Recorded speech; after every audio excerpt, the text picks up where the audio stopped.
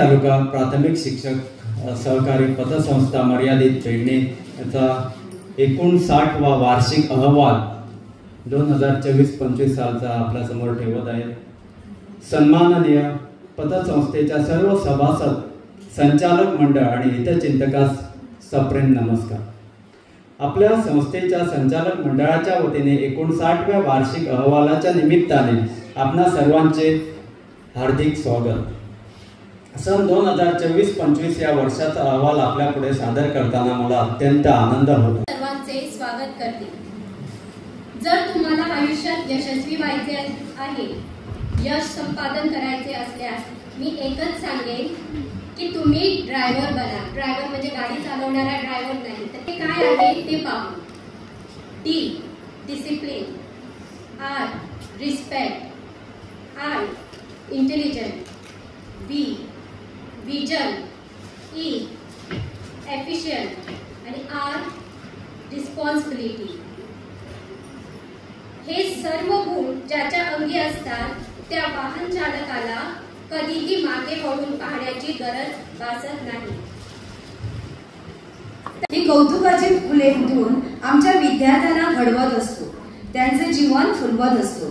तशी ही कौतुकाची थाप आम्हा शिक्षकांना सुद्धा, शिक्षक सभासदांना वेळोवेळी लाभली तर आपलं सुद्धा प्रोत्साहन तेवढंच वाढेल।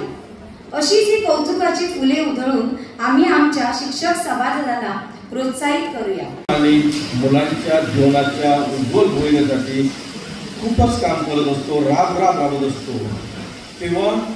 जेव्हा आम्ही शाळेची पायरी ओलांडल्यानंतर आमच्याकडून जे घडणारे विशेष विधायक कार्य, उत्सव मूर्ती, निवृत्त शिक्षक तसेच विद्यार्थी ज्यांना शिष्यवृत्ती प्राप्त झालेली आहे ते सर्व विद्यार्थी, इतर सर्व शिक्षक आणि पालक जे आलेले आहेत ते, पत्रकार आणि फोटोग्राफर। आज या सरकारी पतसंस्थेने हा जो कार्यक्रम घडवून आणलेला आहे, सत्काराचा, सन्मानाचा कार्यक्रम, मी असं म्हणेन की सर्वप्रथम मी या पतसंस्थेचे अभिनंदन करते। अहवालात अध्यक्षांनी मागच्या वर्षी जे कार्यक्रम आयोजित केलेले होते त्यांचा अहवाल सविस्तरपणे वाचलेला आहे आणि त्यांचं कार्य जे आहे या संस्थेचे ते खरंच कौतुकास्पद आहे। त्यांनी आमच्या या हॉलसाठी जो ॲम्प्लिफायर दिलेला आहे त्यासाठी मी त्यांचे आभार मानते। आणि हा जो सन्मानाचा कार्यक्रम आयोजित केलेला आहे त्यासाठी त्यांना मी थोडंसं मार्गदर्शन करेन। सर्वप्रथम जे आपले 5 शिक्षक ज्यांचा इथे, निवृत्त शिक्षक ज्यांचा इथे सन्मान झालेला आहे, मी असं म्हणेन की हे शिक्षक 5ही शिक्षक हिरे होते आणि त्यांच्या निवृत्तीने पेडणे तालुक्यात एक पोकळी निर्माण झालेली आहे। आत्ताच तुम्ही 2 शिक्षकांचं मनोगत ऐकलं आणि मनोगत ऐकताना ते मनोगत सांगताना माझ्या डोळ्यातून अश्रू आले। खरंच माझ्या काळजाला त्याने हात घातला। हरिजन सर, मनोहर हरिजन सर आणि हर्षिता मॅडम, असं वाटलेलं की म्हणजे वेळ होत आहे आणि आयोजक म्हणत होते थोडक्यात सांगा, पण हे जे त्यांचे अनुभव, ती त्यांची आयुष्याची सिदोरी आणि सांगताना खरंच माझ्या हृदयाला स्पर्श केला त्याने। मनोहर सरांनी सुरुवातीलाच एक अनुभव जो सांगितला की मांद्रे गावातील शिक्षक आईसाठी गोळी काढून ठेवतात आणि 7 वाजता हजर होतात शाळेत।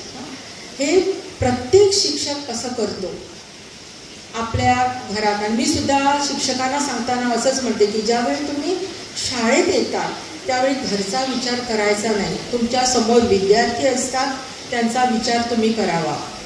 आणि असंच आमचे सगळे शिक्षक करतात।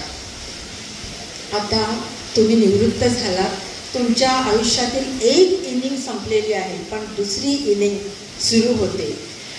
विद्यार्थी तुम्ही हजारो विद्यार्थी घडवले तुमच्या या शिक्षकी पेशात असताना, पण आता यापुढे तुम्हाला तुमची गरज समाजाला आहे.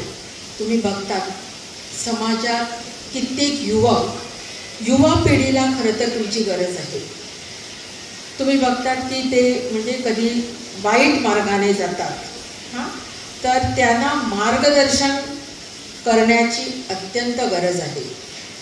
तसंच बाकीचे जे शिक्षक जे असतील तुमच्यासारखेच, तर त्या शिक्षकांना सुद्धा मार्गदर्शन करण्याची अत्यंत आवश्यकता आहे. कारण सगळेच शिक्षक हिरे नसतात, पण त्यांना हिरे घडवता येतं. जसं आपण विद्यार्थ्यांना घडवलं, तर माझ्या कारकिर्दीत मी बघितलं की काही शिक्षकांना अजून जे यंग आत्ताच रुजू झालेले आहेत त्यांना तुमच्यासारख्या शिक्षकांचं मार्गदर्शन गरजेचं आहे. तर हे तुम्ही करावं तुमच्या उर्वरित आयुष्यात. नंतर या इथं विद्यार्थ्यांचा गौरव करण्यात आला. तर विद्यार्थ्यांसाठी मी असं म्हणेन की म्हणजे 10वी उत्तीर्ण झालेले किंवा 12वी उत्तीर्ण झालेले किंवा पदव्युत्तर झालेले विद्यार्थी जे आहेत त्यांच्यासाठी मी असं म्हणेन की आमच्या वेळी ज्या सगळ्या साधन सुविधा उपलब्ध नव्हत्या, पण तुम्हाला आता पावलोपावली आम्हाला पोस्ट ग्रॅज्युएशन करायला गोवा युनिव्हर्सिटीत जावं लागत होतं, पण तुम्हाला आता म्हापशात त्या सुविधा उपलब्ध आहेत. तसंच करिअर गायडन्सवर तुम्हाला मार्गदर्शन केलं जातं. तर ह्या सगळ्या ज्या संधी तुम्हाला उपलब्ध आहेत त्या सगळ्या संधींचा तुम्ही लाभ घ्यावा. तिसरा जो इथं सन्मान करण्यात आला तो प्रज्ञाशोध परीक्षेत ज्या शिक्षकांनी विद्यार्थ्यांना मार्गदर्शन केलेलं आहे त्या शिक्षकांना.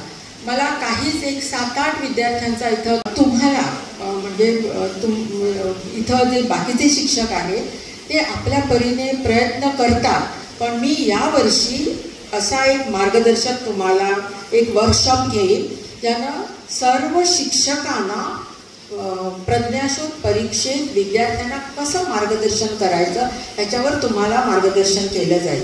आणि 7-8च विद्यार्थी नाही तर प्रत्येक शाळेतून निदान 1-2 विद्यार्थी तरी प्रज्ञाशोध परीक्षेत उत्तीर्ण झाले पाहिजेत आणि त्यांना ती शिष्यवृत्ती प्राप्त झाली पाहिजे याची मी दखल घेईन. तर जास्त बोलत नाही कारण प्रमुख पाहुण्यांचं भाषण आहे. आणि त्याचबरोबर एक माझे जवळचे मित्र श्री उमेश नाईक, बाकी सर्व संचालिका इथं बसलेल्या आहेत. समोर प्रेस मीडिया आहे, इलेक्ट्रॉनिक मीडिया आहे आणि सभासदांमध्ये काही माझ्या विद्यार्थिनी पण आहेत. आज एक आश्चर्य वाटलं कारण की 30 वर्षापूर्वीचे विद्यार्थिनी आज मला या समारंभामध्ये भेटले. कारण की 30 वर्षापूर्वी श्री सप्तेश्वर हायर सेकंडरी म्हणजे त्यावेळेची न्यू इंग्लिश हायर सेकंडरी ती विद्यार्थिनी आज इथे मला भेटली. खरोखरच खूप आनंद वाटला कारण की विद्यार्थ्यांचं जे मनोगत चेंज होत राहतात, पण ते आपले सर आहे म्हणून पुढे येतात. काही खास मित्र पण आज माझ्या या सभागृहामध्ये हजर आहेत. परत एकदा तुमचं सर्वांचं अभिनंदन. ज्या 10वीच्या विद्यार्थ्यांनी एक यशस्वी विद्यार्थी मी त्यांना म्हणेन त्यांचं मी हार्दिक अभिनंदन करतो. त्यांच्या पालकांचं पण अभिनंदन करतो. 12वीचे विद्यार्थी त्याचबरोबर पोस्ट ग्रॅज्युएशन डिप्लोमा या सर्व विद्यार्थ्यांचे आणि त्यांच्या शिक्षकांचे अभिनंदन करतो आणि विद्यार्थ्यांना एक भावी यश संपादित व्हावं अशी मनोकामना व्यक्त करतो. आज इथं आपण मुद्दाम ह्या सभागृहामध्ये हजर असतात. मला माहीत आहे की सकाळी 9 वाजता तुम्ही इथं आलेला आहात. या पतसंस्थेने गेल्या वर्षी 17,000 रुपयाचा नफा केला होता, पण यावर्षी त्यांचा नफा 19 लाख पर्यंत आहे. या 2 लाख पर्यंत त्यांनी जास्त नफा सभासदांसाठी उपलब्ध करून ठेवलेला आहे. आणि खरोखरच मी ह्या सर्व सभासदांचं डायरेक्टरांचं अभिनंदन करतो कारण की त्यांनी आपली सोसायटी तुमची सोसायटी ही नफ्यात आणलेली आहे. ज्यावेळी मी अहवाल वाचला त्यावेळी मी बघितलं की बॅलन्स शीटमध्ये NPAचा भाग नाही. NPA म्हणजे नॉन परफॉर्मिंग असेट. जर एक सभासद जर आपलं नियमितपणे कर्ज जे घेतलेलं आहे ते जर पे करत नाही, परत करत नाही, तर तिथं आपल्याला NPA हा फॅक्टर उपलब्ध होतो. पण ह्या सोसायटीच्या बॅलन्स शीटमध्ये NPA हा फॅक्टर नाही. याला सर्व तुम्ही जबाबदार आहात. कारण की ही अशी एक पतसंस्था आहे की आपल्या फायनान्शियल गरजा ज्या आहेत ते आपल्याला भागवत असतात. आणि आयुष्यामध्ये पहिलं लोन जर आपल्याला कोण देतो तर ती ही पतसंस्था.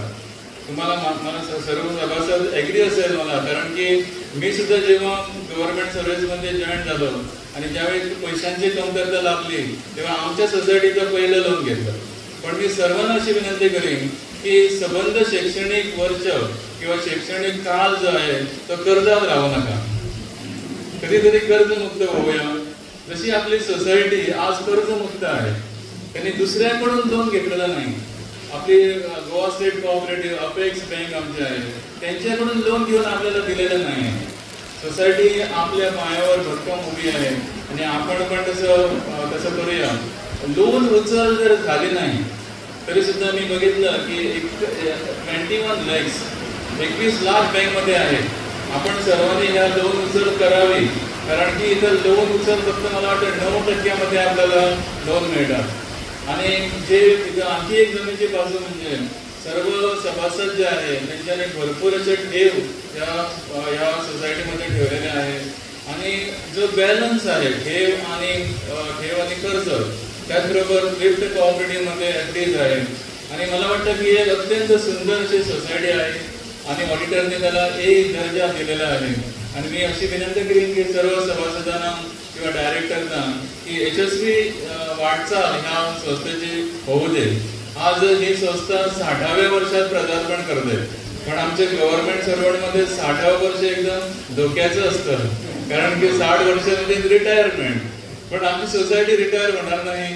75 वर्ष, 100 वर्ष किंवा सतत हे चालू राहील, कारण की आज जे सभासद आहे पुढच्या वर्षी दुसरे सभासद असणार, डायरेक्टर असणार. पण हा कंटिन्युअस प्रोसेस आहे तो तुमच्या सहकार्याने डोलत राहणार अशी मी मनोकामना व्यक्त करतो. आणि त्याचबरोबर जे निवृत्त शिक्षक, इथं 5 निवृत्त शिक्षक झालेले, आज निवृत्त झालं, मी माझं भाग्य समजेन, कारण की माझ्या हस्ते त्यांचा सत्कार झालेला आहे. कारण की त्यांच्याने एकदम एक चांगलं कार्य आपल्या शैक्षणिक कारकिर्दीमध्ये केलेलं आहे आणि त्यांचं यथोचित मानचिन्ह किंवा सन्मान त्यांच्या इथे झालेला आहे. आज आपण बघतो की मार्केटिंगमध्ये जास्त तऱ्हेचे धोकाधडी किंवा कुठेतरी मेसेज आपल्याला येत असतात, पण ते असं असतात की 60 वर्ष त्यांना पूर्ण झालेले आहेत अशा व्यक्तीने ते जास्त मेसेज येतात. मी ह्या निवृत्त झालेल्या शिक्षकांना विनंती करतो की तिथं जे मेसेज येतात ते दुर्लक्ष करा, कारण की आपलं ऑनलाईनमध्ये फ्रॉड होऊ शकते. आपल्याला असं सांगितलं जाईल की 12% व्याज देतो आपण, बरोबर, 12% व्याज. आता जर आपण स्टेट बँक घेतली तर आपल्याला 6 ते 7 पर्यंत व्याज मिळतं. आपली जी ठेवीची योजना जी आहे तिथं सुद्धा आपल्याला 7% व्याज मिळतं. पण जास्त जे कोण व्याज देतात ते जास्त धोक्याचे असतात. आपण म्हणतो की जे आपण FD ठेवतो ना, FD ते काय करतात हे आपण विचार करायला पाहिजे. आणि ह्या धाकधुकीच्या जीवनात आपण बघितलंय की तऱ्हेतऱ्हेचे करन्सी आहे. मी तर नाव घेत नाही, तऱ्हेतऱ्हेचे करन्सी आलेले आहेत. पण मी म्हणेन की ज्या क्षेत्रामध्ये तुम्ही तुमचं डिपॉझिट करा, जो कोण व्यक्ती येईल त्याला सांगा की माझं पॅन कार्ड इथं जॉईन होणार का नाही, माझं पॅन कार्ड पाहिजे का, आधार कार्ड पाहिजे का. जर त्या व्यक्तीने तुम्हाला सांगितलं की पॅन कार्ड आणि आधार कार्डची काही गरज नाही तर तुम्ही पासून ते अवश्य तिथून दूर व्हा. कारण की पॅन कार्ड आणि आधार कार्ड जर तुम्ही तुमच्याकडे मागितलं तर ते संस्था असं म्हणत नाही, कारण की योग्य आहे, रजिस्टर्ड आहे.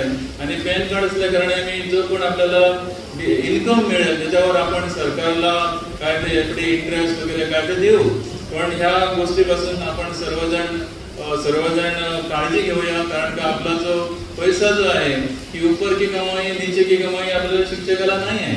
कारण आपण सर्वजण जे आपलं कष्टाची कमाई आहे ती आपण योग्यरित्या योग्य बँकेत आणि योग्य इन्स्टिट्यूशनमध्ये डिपॉझिट करूया. आणि कारण की आपलं मुलं बाळ पुढं आहे, काही संस्था आपण बघितलेल्या आहे ते कसं त्यांचं डबघाईत केलेलं आहे. तिथं वळू नका. आपली सोसायटी कार्यश्रम आहे, 60% बरं, पण रिस्क घेऊन 12%, 13% मध्ये जाऊ नका आणि योग्य पद्धतीने तुमचं जे डिपॉझिट्स आहे ते करा. आणि फ्रॉड जे आहे की ऑनलाईन आहे त्याच्यापासून आपण लांब राहूया. जास्त वेळ घेत नाही.